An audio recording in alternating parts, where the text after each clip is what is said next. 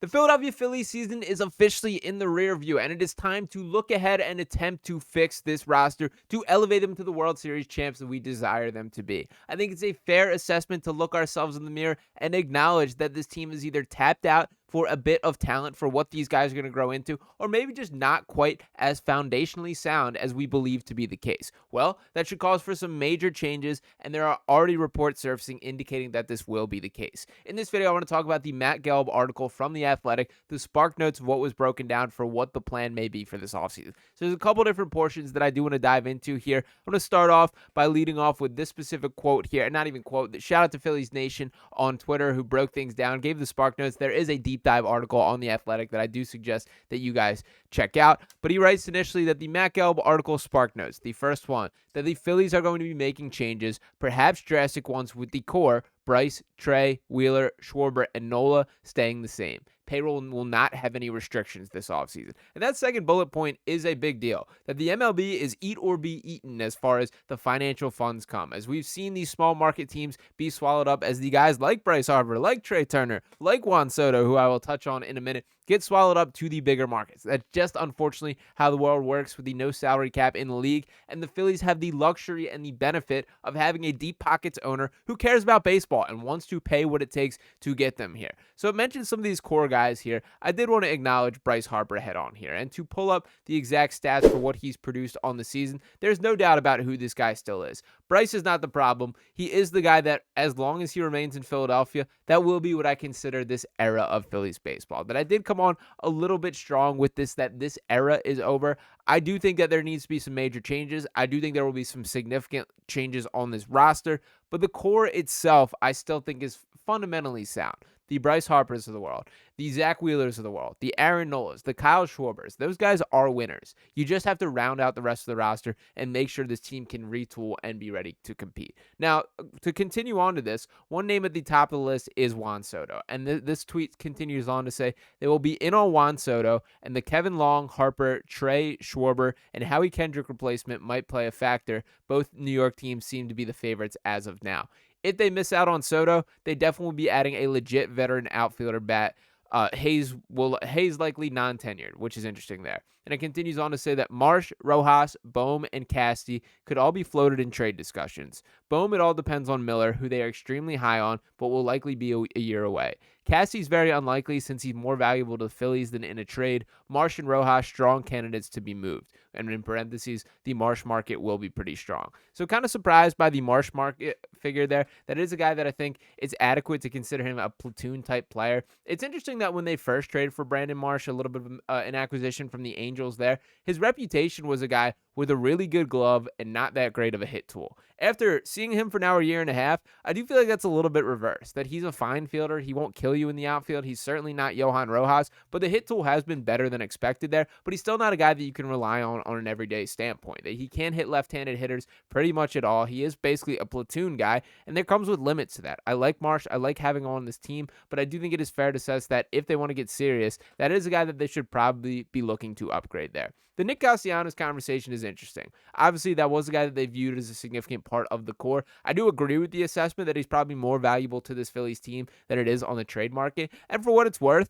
I'm game to keep going to bat with Nick Castellanos, keep going to war with Nick Castellanos here. He had a very good season quietly. That, yes, he still had his rough stretches where it looks like he can't hit anything. The swing's crazy out in front of things. And when his plate approach is not right, it's incredibly evident. That probably more so than any player that I've seen that you can tell when he's lost up there. But he also goes on absolute tears. And let's not forget that the lone game that they did win in this series, it was a Nick Castellanos walk-off. He even got a hit in that final inning in which the Phillies were officially eliminated there. He's a guy that just brings it, competes, and I've really grown to like Castellanos. He's also improved quite a bit in the field from the guy that first came to Philadelphia. Let's not forget he was originally a DH there. Now, the Juan Soto stuff, I do want to make sure we touch on quite heavily. I do expect the Phillies to make a full play at Juan Soto for these same reasons that John Middleton wants a championship, is willing to pay whatever it takes to get there, which I appreciate a ton. Juan Soto is going to be the top of the list as names that not just the Phillies, but just about every team desires here. And as far as what he is as a talent,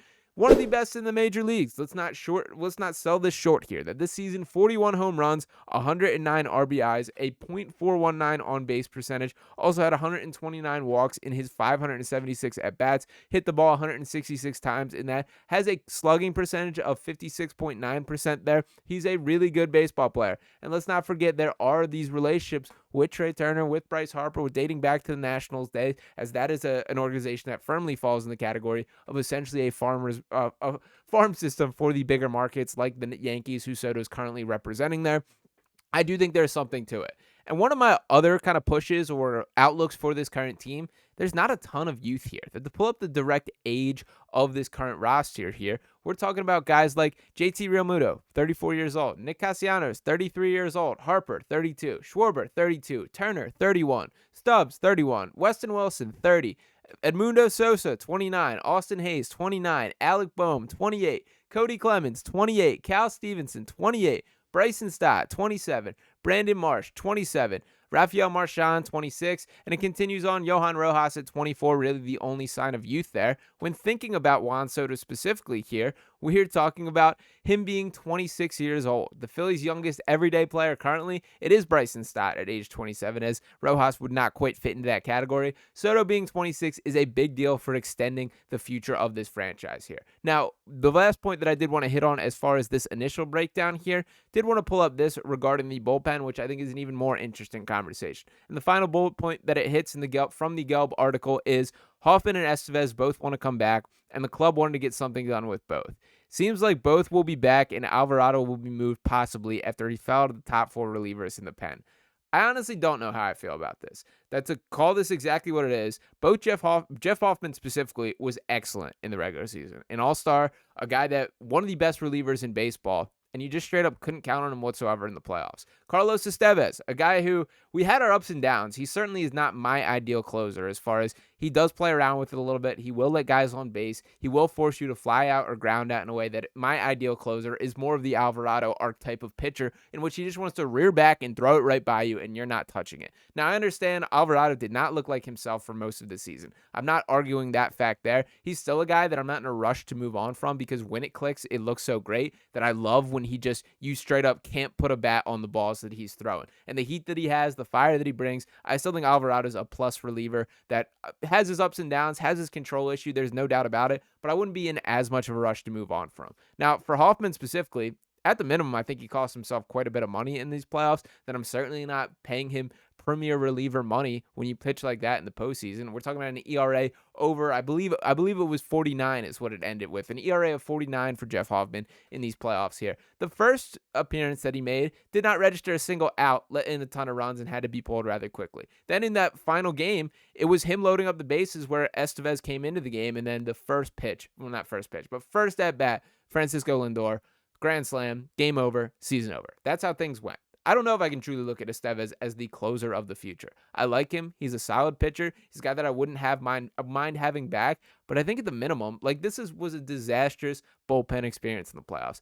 All of your top guys, Jeff Hoffman, Matt Strahm, Carlos Estevez, none of them were good enough for what this team needs. So I don't think you can just run it back, bring these guys back, and hope for different results next year. I would much prefer to look outside the market and see if we can find some guys with that same money rather than committing to them. Now, I'm not in a rush to say no to Hoffman. Again, he was terrific for most of this year, and I think we do have to keep that in mind. But I don't think when trying to build a World Series champion, you can feel great about thinking that you're going to get better results next year with those two. Now, my final point that I do want to hit on here, this organization will be spending money. And to kind of reflect on their massive contracts that have produced in past years is all the evidence that you do need to see. You can see when it was a little bit down in those down years back in the 2015, 2016, 2017, that these were not big names coming to the organization. Then all of a sudden, now we're building to compete. There was the Bryce Harper contract, 13-year, $330 million, which changed the future of the Phillies completely here, and they added to that year by year. Zack Wheeler coming in, JT Realmuto coming in, Nick Castellanos coming in, Trey Turner, Aaron Nola re-signed last year as the massive signing because we believed that everything internally was here. Well, it's clear that's not the case. So time to hit that free agent market, go out there and attack to find the difference maker that this team needs. If that's Juan Soto, then let's make it happen. I'm not the biggest Juan Soto guy in the world, but I do think that it's very clear to me that this team needs another like clear foundational piece of the lineup, an everyday player that strikes fear into opponents' hearts, because there's too many guys that we just saw exactly how it went down. The bats went dead, and this team is built to produce offense. This Phillies team, the identity should be to score a ton of runs, and that's really not how things played itself out through the second half of the season and certainly in the playoffs. So I do like that there's already a blueprint being laid, that we're finding out the goals, the plans for this Phillies team in the offseason. But this is all just talk until it happens. I understand we're quick into the offseason, haven't even hit that full point yet, so plenty of time for this all to go down, but we need this team to get active. This has to be a major offseason for this Phillies team if they want to elevate to the World Series threats that they should be capable of being. So let me know what you guys think in the comments. I do want to dig in deeper on Juan Soto specifically and if he is the missing piece on this Phillies team, but we're going to be doing that little by little. Also be going down the roster completely, talking about Alec Boehm, talking about Bryson Stott, talking about Brandon Marsh, the outlook for what are the pros and cons of bringing these guys back, and what is the best route for this Phillies team overall. So we will see how things go from here, but appreciate each and every one of you guys tuning into this video. Thanks for rocking with me throughout the first year here on Phillies Digest. We have plenty more in store for this offseason and next year, where hopefully the team is taking things to new heights. So appreciate you guys once again. Make sure you're smashing that subscribe button if you haven't already, dropping a like on this video, and I'll be talking to you next time. Peace.